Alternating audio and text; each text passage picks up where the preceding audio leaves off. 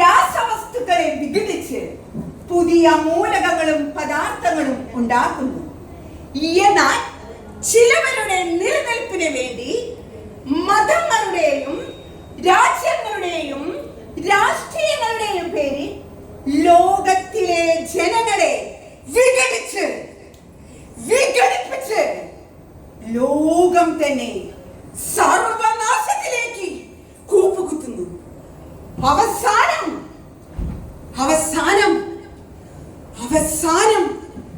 ശൂന്യതയിലേക്കും ആരുമില്ലാത്ത ജീവനില്ലാത്ത ഭൂമിയിലെ ശൂന്യത.